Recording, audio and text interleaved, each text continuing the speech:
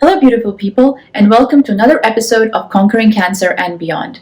I'm really excited to share this interview with you today because I don't just get to share one inspiring story, but four and all together. I'm sure you've heard of Don't Be a Chump, Check for a Lump. This is a non-profit organization whose founder and CEO, Holly Rose, is an 11-year breast cancer survivor. Outside of work, her favorite moments are spent with her beloved husband John and their two awesome college daughters, Hannah and Ivy. Then we have Ashley Plum. She's the outreach coordinator at this beautiful nonprofit organization. She is a 3-year breast cancer survivor. She loves spending time with her husband, Asa, and teenage daughter, Amelia.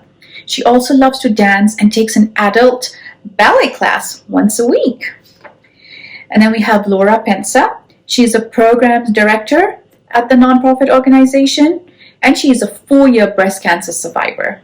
She is passionate about her faith, family, and bringing hope and encouragement to her community.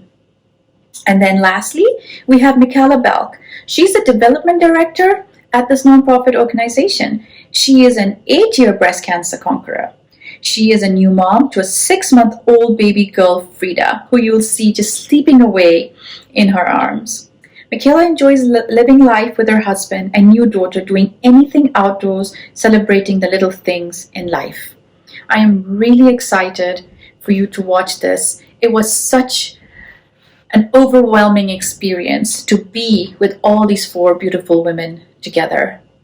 And I just want you to know that life throws stuff at us, but if you just change that into positivity, it can be amazing. Thank you and have a beautiful day. Today I have with me a whole panel of amazing women who have fought breast cancer. So I have Holly Rose, Ashley Plum, Laura Pensta, and Mikala Edwards. Thank you so much for joining me, ladies, and being willing to share your amazing journey. So Holly, I'll start with you. Can you please tell us at what age you were diagnosed with cancer and what kind of treatment you went through? So I was 39 years old when I was diagnosed, and I had invasive lobular cancer, and I went through 2 surgeries, 4 months of chemotherapy, which is awful, and 2 months of radiation. Wow, that's a whole lot to go through. And what was the one thing that was going through your mind when you heard the words, you have cancer? First was crap. I have cancer, and then just thinking about my babies. How old were your kids at the time? They were 9 and 10. Wow. Was it tough for you to share the news with them? Oh gosh, that was really, really tough. It took us, my husband and I, weeks to figure out how we wanted to tell them, when to tell them, and it was definitely a difficult day. Do you feel that it's made you stronger as a person, a family, and to value each other more going through something like definitely, this? I think we value all of the moments now, and I think our kids value that as well, having gone through it themselves. Absolutely. My kids were 5 and 8 at the time, and I remember having a conversation with my insurance company on the phone and saying, fighting, as we all know, and they don't want to pay some of the stuff. And I'm like, this is a life-death situation. I might die. And my daughter went up to my husband and said, is mommy going to die? So I had to go and talk with them. I'm like, no. I just trying to scare the insurance company. I'm not done with you, girl. So I know it's a really tough time. My younger one asked me if my boob would grow back. Oh. And I was like, I wish it worked that way. That would be nice. Yes. Ashley, tell us a little bit about you, how old you were, and what kind of breast cancer you were diagnosed with. Sure. So I was 37 at diagnosis. I had triple negative invasive ductal carcinoma. I went through 4 months of chemo, I believe, and then I had a double mastectomy and went straight to reconstruction. Wow. So you had no break in between? No break. Sorry, what was the first thing that went through your mind when you were diagnosed with cancer? I'm known for sometimes my colorful language, so I just went, oh shit. Yeah. And that was like, well, okay, we're just going to deal with this and we'll get through and then we'll be fine. So were you scared, or were you more calm at the time when you heard those words? And what kind of feelings? I was angry. I was angry because I was the healthy one. My husband also had cancer. He had thyroid cancer. And so I was the caregiver for so long. And then when I got diagnosed, I was like really mad. Yeah. Because I was the healthy one. I was the one taking care of everything. Yeah. But then I was like, I can't go through this being mad the whole time. Yeah. That's not healthy. So then I switched my mindset and decided I was going to make a positive thing out of it and stay positive. Absolutely. And determined the whole time. And your husband having gone through it, you probably kind of knew what to expect in a way. In a way, thyroid cancer is very different than breast cancer. The treatment is very different. They typically don't do chemo. And the radiation is a totally different kind of radiation. It's an actual pill. It's a radioactive iodine pill. Sure. So his treatment was very different. I mean, he had a surgery. But yeah, we went through all the emotional stuff with him first, and then when it came to be my turn, we were a little bit more, I think, mentally prepared as to what to expect. Yeah, I guess we're never ready for news like that, or even having maybe been a caregiver, you never expect yourself to go through something like this. Yeah, I can totally relate to that. I was as healthy as you were and never thought even of having cancer, and no family record either. And it just comes and you're like, wait. Mm-hmm. Do you feel there was a reason why this happened? No. My just luck of the draw. Yeah. My mindset is I feel there's always a reason for everything, and I feel along the way, something that you just said to me stood out. You said that you were a caregiver every time. You were always giving, you were never thinking about yourself. And for me, cancer was that it was a big lesson of self-love. We always forget to love ourselves. We're always out there giving. And I think as women, we just want to give, for instance, for your husband, kids, and parents, and you never think about yourself. Right. So I feel like this is a knock on the door to say, hey, pay attention. Love yourself first. Yes. I definitely have started to take better care of myself since then and focus more on things that I want to do. Yeah. And our daughter, we want to make sure we teach our daughter to self-care. Absolutely. Yeah. Absolutely. Well, thank you for sharing. Laura, what about you? So like Ashley, I also was diagnosed with triple negative, and I was 35 at the time. Okay. So it was a shock. Yeah. Yeah, my first thought was, I don't want to put my family through this. I don't want us to have to do this. I had just helped a good friend. Well, she was going through cancer, and I had just seen her go. So it was a very, very scary time because I didn't want my family to have to go through what they had gone through. Yeah.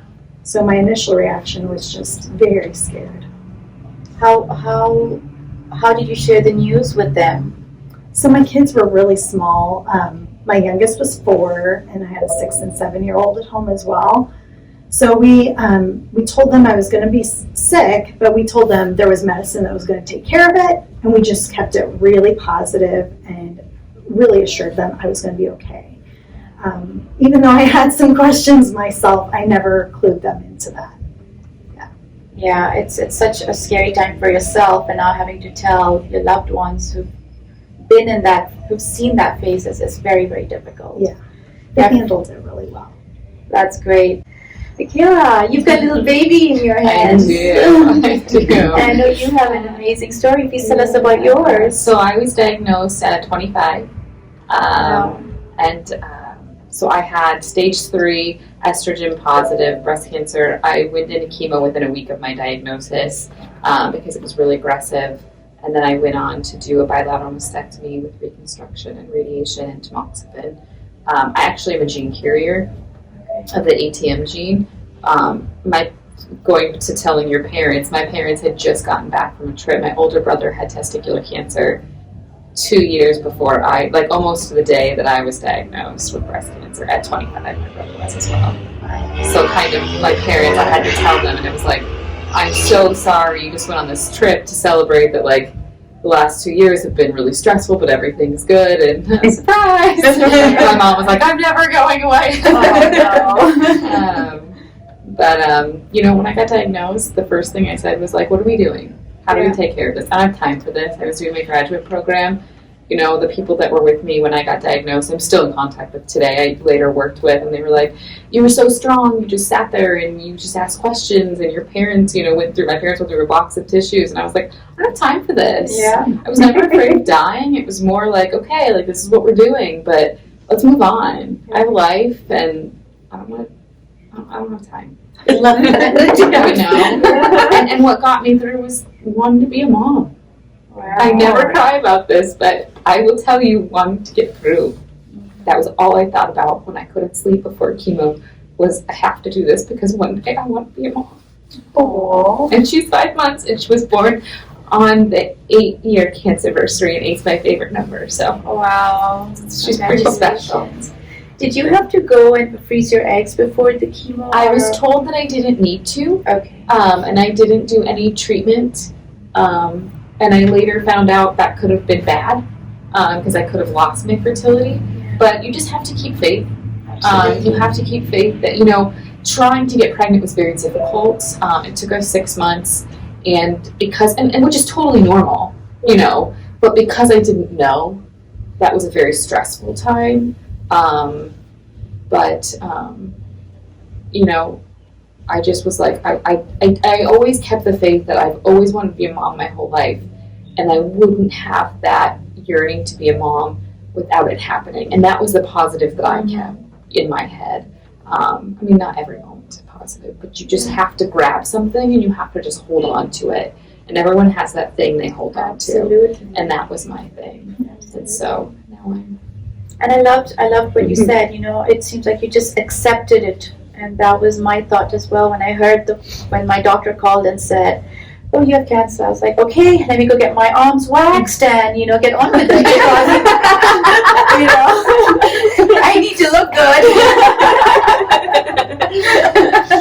Yeah, so I think accepting it and just having to do what needs to be done, I think, is very important when you hear those words cancer, because I think we've been so scared all these years. We've been told cancer takes away lives, but when you hear it, it's like, okay, what's the first thought is, oh my god, am I going to die? But you're like, no, I'm not the first one to go through this. I most likely will not be the last one, but I just need to accept what it is and do what needs to be done. And I think that's what gets us through it. It took weeks before I had a doctor tell me, you are not going to die. Wow. So for weeks I thought, oh my gosh, I'm going to die. And to finally have the doctor tell me, you aren't going to die, Holly, this is not a death sentence, was very reassuring. Yeah, absolutely. And for me, that moment came when I had my port placed. The nurse that was in charge of me that day, he said, Laura, this isn't the end of your story. He's like, you're going to come back here when I remove your port and we're going to dance. And I was like, wow, he has a lot of confidence. And that confidence spread to me as well. Wow. So Mikala, obviously, she shared with us what got her through her cancer story. She wanted to be a mom, and here she is. And congratulations. Holly, what got you through your journey? What was the one thing or your mantra or something that you just held on to that you knew you were going to get through this? I think it was just my children. I could not die. They still needed me. They were still so young. And also my husband was incredible and just was this solid rock for 9 months straight. Just it's solid for me, for my kids, and definitely just having children and being a mom. That's what I was trying to live for. Wow, that truly is something that can't give up so Yeah, easily. I calculated in my head, I'm like, okay, how long do they need me here? So I calculated I can't die until I'm 65. By then they'll be okay without me. So I bartered with It'll be okay. What about you, Ashley? What was the one thing that got you through? What got me through? I think it's just, well, I mean, of course, my family, my daughter and my husband, my daughter mostly, but just I'm stubborn. I'm a stubborn person, so Yeah. I was like, nope, this is just a bump in the road. That's all it is, and I think the biggest thing that got me through was staying positive and just knowing that if it's just a bump, and I was going to be fine on the other side. I always call it a dot on your timeline of life. I Yeah. used to tell Yeah. patients, you have your birth, you have, the end of your life, and if you think of everything that happens, when you're in that moment and you have your diagnosis, your world is surrounded, but the further out you get, the more perspective of it you get, and you realize that was just a milestone like anything else. Everyone goes through something traumatic in their life, whether it be a cancer diagnosis, divorce, a death, the whatever, physical, mental, everyone has something, whether they publicize it or not. So I kind of felt like, that's the dot on your timeline, and you have to focus on the fact that it's a dot. There's this many years before, this many years after. In the moment it's hard because you're just... I called it a blip. Yeah. Just a blip. And Yeah. at one point it would be over and done with. Absolutely. What about you, Laura? For me, it was, I really wanted something good to come out of this and I have a lot of faith. So I just prayed. I was like, God, I know you can take negative situations and turn them into something beautiful and something good that I couldn't imagine. And as those things happened, I wrote them down in a journal and I kept track of it. And even though cancer was horrible in a sense, a lot of good things happened. I met so many amazing people. People stepped out to take care of me in ways I couldn't imagine. And just opportunities, even like being here today. Like there are so many opportunities that came from it. So I can see a lot of beauty that came through that difficult time. Yeah. You're able to see that now, but I'm sure when you're in the moment, we all feel helpless, especially going through chemo and the surgeries, and it's a pity party, but you have to dust it off, get up and be like, okay, it's okay to have that pity party, but we have to get up and That's definitely true. go out there. Taking that journal and writing things down actually helped because when I had my pity parties, I could go back and be like, oh, but this good thing happened and that good thing happened. It helped me through some rough days. Yeah, that is, it still gives me the chills. Even when I go back to see my doctor, I go to the chemo room to say hi to everyone, and as soon as I go in there, that smell comes to me and it takes me back, and I'm like, oh my God, I don't want to ever be here again. I have panic attacks. I still have such a hard time walking into a cancer center and to walk into the chemo room. I'm like, I don't think I need this part of the tour. Thank you. It's really tough, and I think a lot of people are there for us while we're going through the treatments, and we have our doctors and nurses, but then at the end of it, the doctor's like, okay, I will see you in 6 months, bye, and the nurse is like, when you ring the bell, you leave, and you're like, what, I'm not coming here next week to hang out with you guys again, like my life's gonna totally change. And I feel everyone expects life to be back to normal, but that's where our journey starts, is what is our new normal? How are we going to live our lives again? Because we can't go back to being what we were. For the last 6, 8, or a year, we've been going through all this and seeing doctors and having people by our side, and all of a sudden now we need to figure life out again. So what did you do, Holly, at the time what that time came for you, when you had to figure it out? Oh, I remember, so the day you were done with treatment, everyone around you thinks, oh, you're done. Yeah. You should be back to normal. And what happened for me and my whole family is probably about 6 months later, we all really crashed into depression. And we didn't even realize that, you go through something that's so traumatic and so terrifying. And you do have to be strong and positive to get through it. And then when you're done, you almost feel like, oh, I should be done. I'm done with treatment. So you're still trying to be strong.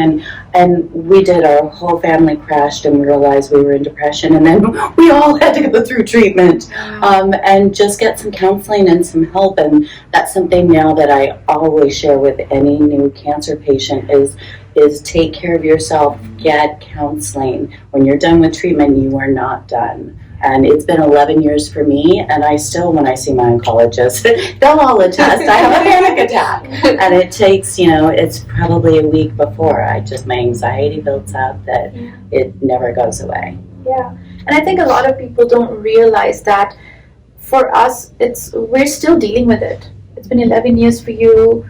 How many years has it been for you? 2.5. Yeah, 2.5. And it's like we're still healing. It's never going to just be normal again. What did you do, Ashley, when you got to that last point and now you had to figure it out all again? I don't know. I just kind of took it day by day. I don't know. I had such a good support system that even afterwards, like friends were still there, and like I did a lot of Facebook posts about it and how like I wanted people to know that just because I'm done with treatment, I'm done with surgery. At that moment, I knew I was going to have another surgery in 3 to 6 months after my initial one, and I would post about it so that I wanted people to be educated that just because you're done with treatment doesn't mean you're done. And so I just posted a lot about that, and you know what, I'm having a harder time now than before. So but I still just kept chugging through and had to figure out the new normal, like you said, the new normal, because life is different. Ashley needs to clean. Yeah. I need my Kleenex myself, but How long has it been for you? For me, it's been 4 years, and I think I'm still finding my new normal. When it first was over, I thought treatment was over. I had my reconstruction. I thought I was done. I really celebrated, and I actually wrote a book. I was so excited. I wanted to share everything with my kids, so I wrote it all down. It was like, I want them to learn from me so they don't have to learn this themselves, was kind of my thinking.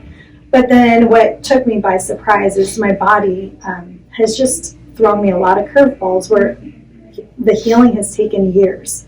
So my last surgery was now thankfully a year ago, but it was a solid 3 years of reoccurring surgeries. Yeah. And I think I'm still finding a new normal 4 years later. see, still working on it. Yeah, I don't think it's ever going to end for us. Mikala, what about you? I think I call it my WTF moment. It was about a month after I had gone through treatment, and I had to start tamoxifen, and that's what really worried me because I thought it was going to affect my fertility. And then I had further conversations with my OBGYN, and my anxiety went away about that. But I'll never forget. So I was doing my graduate program. I had to stop during chemo and everything because you get chemo brain, and your brain is just not. Oh yes, Right. Thank goodness I'm not the only one. But trying to start back to school and trying to deal with the loan companies and the school, and I'll never forget, my dad said something to me. He was like, "You just don't seem excited about school anymore." But what he didn't understand is how hard it was to start writing again. I would have to type a sentence and I'd have to put parentheses because I couldn't remember the word. There was one time I had moved back with my parents. I was single, so a little bit different support system, a little bit different situation. And I'd have to sometimes like a cow to my parents. You know that thing that's white and black and it has udders and like you get milk out of it? What is it called? Because I couldn't recall words. Yeah. And so something I used to love, which was school, was just became such a get me through this. Like, let's just get done. I don't like this anymore. It's not fun anymore. But I found a group of young survivors that we were all diagnosed under 30. And so we were all in very similar life stages. And I think that's who got me through. We live across the country, and so we weren't, but we had a text thread. And, I got into some definitely dark places, but I went to therapy, and being able to talk to them and understand that, because every support group I would go to were people like Holly and Ashley and Laura, and it was people that were married and they had families, and I'm like, I'm over here trying to figure out how do I date? How do I talk about my new boobs that I called them my Franken-titties, and everyone used to think that I was awful. But I'm like, that's what they are. And I was very comfortable with that. But, and then the friends, and my friends don't understand what I'm going through and having to bridge that gap, and people not treating you like you're different and that kind of stuff. So I think it's just it was a day by day and it was rough, but you just, you know, you have to find people who get it and that let you kind of vent and, you know, it's just, it's a little bit different for everyone, but I think being a young survivor and the young category of like under 30 especially, you have to find those. It doesn't matter what kind of cancer it is. Everyone understands chemo brain, everyone understands, you know, but finding those people who got where I was at in my life, that's what helped me get through that WTF moment. Because you do, like Holly said, you know, and I think what happens is as a survivor, you're in that, what are we doing? Like, we got to get this done. Well, everyone around you, your support system is mourning that. So you don't get your chance to mourn until you're done. Until you're done. And then your family's like, what do you mean? You're done. You should be fine. But I'm not fine. And I used to hear that from patients. I used to be a patient navigator, and I used to hear that from patients all the time. My husband doesn't understand why I'm crying all the time now. Well, because he got his chance to heal. You, when you're going through chemo, you can't say no. You can't say I can't. Those words can't even be anywhere in your universe. So when you're finally done and you get a chance to take a breath, it all hits you. So I think people recognizing that and that that's normal, super important too. Not only for the survivor themselves, but for the family to support them during that time and recognize that's a huge deal. It's true. And I also feel like, you know, as women, and then our personalities, our words just go, go, go, go, go. And when we go through something like this and, you know, life is supposed to be back to normal, they feel like, okay, you know what, she's going to go, go, go, go, go. And everyone just kind of walks away, gets into their life. But that's when you sit down and be like, oh my gosh, my body just went through all this trauma.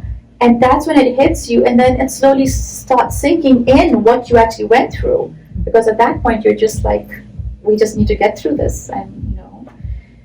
And I think also emotional. Understanding, like Laura said, I mean, I just had yet another surgery 8 years later after I gave birth because there's things that happen. So it's not okay, we're done. Like, it's years and years, and I have lymphedema, and I know you have lymphedema, and dealing with, that's a daily struggle for me, and clothes fitting and everything. And I think it's, you know, it's become my new normal. So I, you know, nobody else recognizes it because I might not talk about it.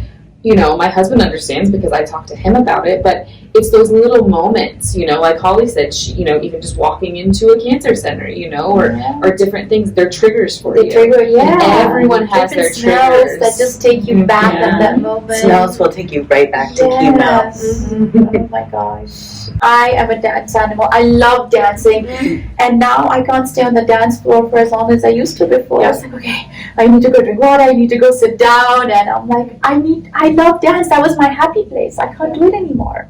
That's how I am too. Like I don't have the endurance that I used to, and I get so frustrated. When, you know, I go for a bike ride and I can't get very far. It takes 2 days to recover now. Without taking a break, and then it's just I get so frustrated with my body. But I'm like, okay, this is just your new. You need to give ourselves the time. It takes time, lots of time to heal. I get in trouble comparing my life like to other people my age because I don't feel like I have the energy to keep up with what they all do. They're all running their kids to every soccer program, every this, that, and I'm like, I'm so tired. I just don't feel like I can keep up at the same level. And I think we shouldn't be hard on ourselves.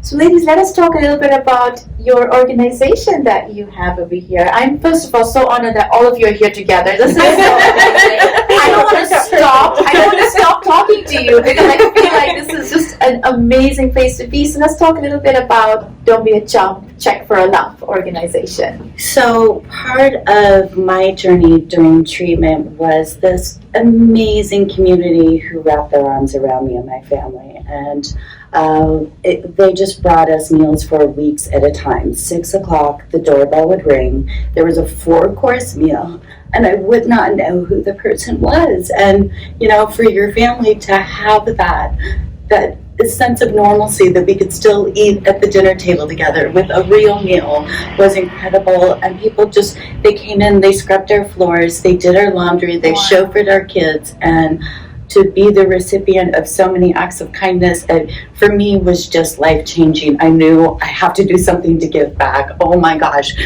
I need to give back. And so really started that simple call to action to save someone else's life. I was diagnosed stage 2, so I'm still here 11 years later.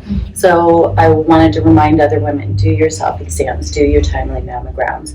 So we started with that program.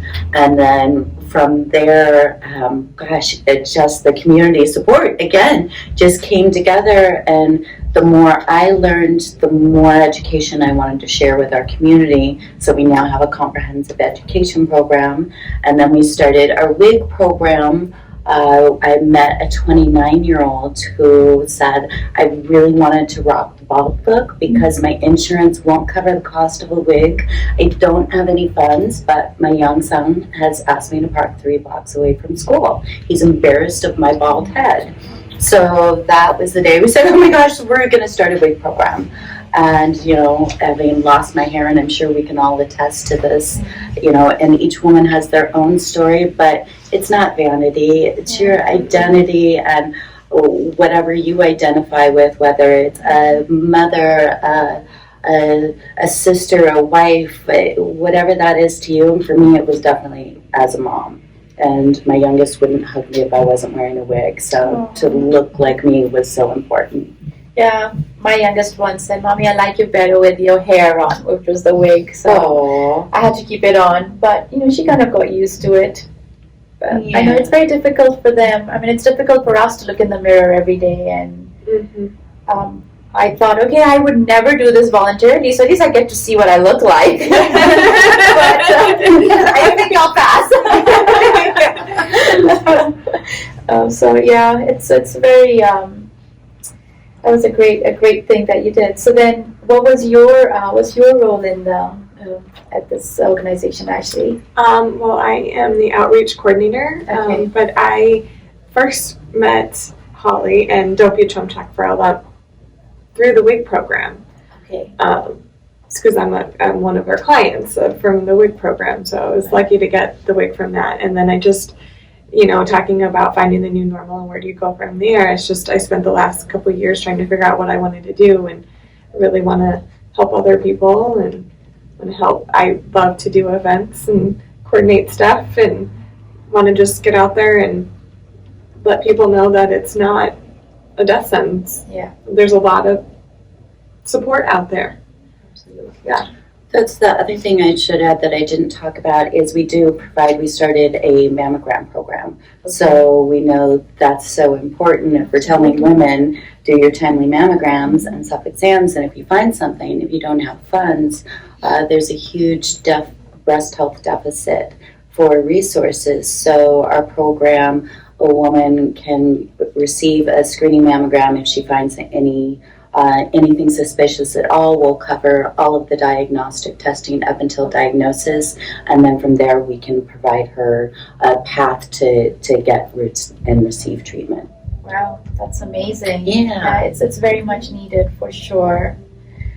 What about you, Laura? So for me, the first time I heard about Don't Be a Chump, Check for a Lump was when I was in the wig shop, and it wasn't even getting the free wig that really touched my heart. It was actually the educational magazine that they handed me. Holly and a couple other people were on the front of it looking super fierce and strong, and I'm like, that's what survivorship can look like? Hell Sign me up. I want to do it that way. Right. So I was like, I want to do something like that, and I had no idea I would actually end up here doing it with Holly, but I just wanted to be the one giving hope to other people going through battle, because that's what that picture gave me. It was like, okay, there's hope at the end of this, that I can be strong and fierce and smiling at the end, and we get to do it. And when I answer the phone, I feel like that's what I'm doing, is people that are in the midst of their battle, I'm the survivor that can say, you're going to come through this. There's more beyond what you're going through right now. Yeah. And that's what I love about And I think this. that's the assurance everyone needs, and I love it. It's coming from another survivor. That it just means so much more. That's amazing. What about you, Mikala? What brought you here? So I am the VP of Development. Frieda and I started a few weeks ago. I actually know Holly, though, probably since my diagnosis 8 years ago. So right after I finished treatment, I started in a program. It was a grant program to bring resources to Arizona. And so we do a lot of events and stuff, and Holly was always there, and we've worked together for years, kind of coordinating back and forth. And then after I had her, I had quit my full-time job. I was like, I don't know what I'm going to do. And it worked out. And so, you have to remember that, fate is what it is. Absolutely. Everything happens for a reason. And what's funny is when I was diagnosed, I think people would ask me, well, weren't you afraid of dying? I was never afraid of that. I said, you know what? I always have felt since I was a child I was put here for a reason on this earth to make a difference. I never knew what that difference was. So when I got diagnosed, it was like, oh, well, that's why we're here, And so my big thing is I'm not going to write a book. One day I'm going to have a Lifetime TV movie so everyone watch. Because that's how I feel, It's like that's the positivity that I've always told myself, be it what it is, my life. This might be the most movie that I have, but that's, but yeah, so we just, things work out, and it's just networking in life, and, I know that people have the same type of story with other things, but yeah, Holly and I, so we've been in contact a long time, and it just, that's amazing, Mikala. You say exactly the words I say, is that everything happens for a reason. And it's hard. There are definitely moments where you can't, those words, you just are like, it's when it's convenient for us. but in the end of the day, I always try to remember that. Yeah, for sure, absolutely. Well, ladies, we're just going to end with what's the one thing you'd like to tell anyone who's starting with this journey? What's the one thing, Holly, that you would like to say to them? I would definitely want to say breast cancer is not a death sentence, and it is a blip in your life, and you will get past it. And my other piece, I think my biggest takeaway that I try and share with everyone is just make memories. Whether you're going through your diagnosis or you're done, take the time and make memories with people you love. Thank you, Holly. Ashley, what's your one thing that you'd like to say? Stay positive. Just try to stay as positive as you possibly can, and stay active. Just keep doing those things that you love to do. For me, I take an adult ballet class once a week, and I kept going every week, all the way through, except for when I had my surgery. But yeah, stay positive. Just stay positive. Yeah. Laura? I would say have hope. This is a perfect time to really strengthen your faith and time with family, and just open your eyes and try to look for all the positives, even in a rough situation. So just keep your eyes open and be looking for those positive things. Thank you. Mikala, what about you? I think I would just say, just keep your eye on your dream. This is mine. She's here, and she's happy and healthy, and that's what got me through. It's just remembering that that's what I want. So I'm not going to let this take away from that, because that's always there. Yeah. And what about you? Oh, wow. For me, I just say that, everything happens for a reason. For me, I feel like we are chosen. We are special, and that's why we go through something like this. I look at it as a certification that we go through, so now we can go and live our purpose. Mm-hmm. Because before cancer, I felt like I was not living my purpose, and after now, I figured it out. I figured out what I'm supposed to do, and I think cancer was just a small, hey, wake up, love yourself, go to the certification, and then you're going to use it to make a difference in life. And that's what I've been seeing with so many of you amazing, just like you amazing women. Everyone is doing something or the other. And someone once who's so wise told me, don't let your cancer go to waste. And that has just stuck with me. And I love it. I love hearing stories like yours, and that the way you're giving back and using your experience to now make this life better. Because at the end of the day, I think you'll all agree, we want to leave this earth a better place for our kids, so that way they don't have to deal with that situation. So that's the only little things we can do in life, right? Thank you so much, ladies, for everything. Thank you. Please check out their nonprofit. It's Don't Be a Chump. Check for a lump, and they will be tagged on this video, and feel free to reach out to them. They're a wealth of support and information here, and we're just all here hoping we could make a difference for just one person. Thank you. And you can find us at checkforalump.org.